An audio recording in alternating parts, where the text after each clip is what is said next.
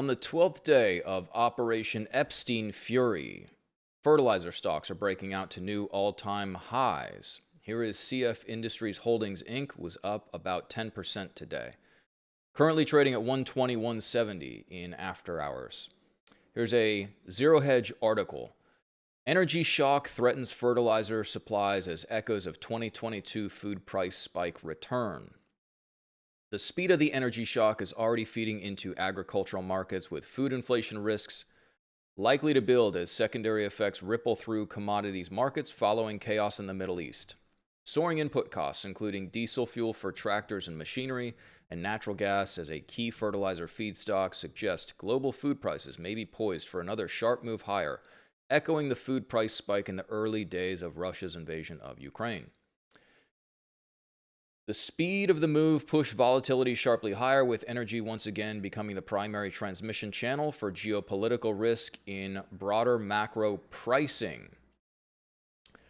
UBS analyst points out agricultural markets reacted more indirectly to the energy shock via higher fertilizer costs, and higher input and biofuel costs lifted soybean oil to two-year highs, while wheat experienced elevated volatility and some profit taking last week, despite an otherwise supportive commodity backdrop. One could probably argue that we are in the beginning stages of a commodities supercycle. The energy shock that sent Brent and WTI futures to new $120 per barrel early in the week has now subsided as the IEA and world leaders prepare to release a record amount from the Strategic Petroleum Reserve, helping cap energy prices for now, with Brent trading around $92 a barrel and WTI around $87. They did not fill the Strategic Petroleum Reserve before they invaded. Very stupid decision. Here is the FAO World Food Index, demonstrating higher rising cost amidst Operation Epstein Fury. And here's one quote from a farmer. "You can't even buy fertilizer right now. And I think that's the bigger concern for this coming crop in terms of what we're going to do for fertility options."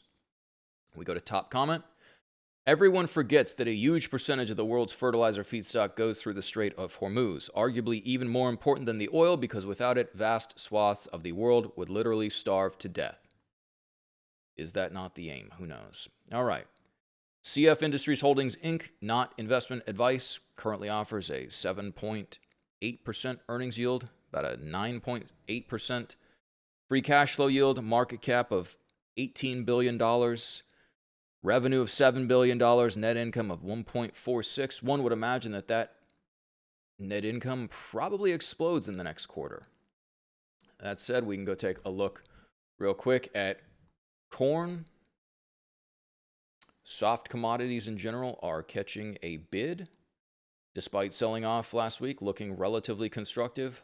And this is going to be the same story for wheat. So, something to pay attention to.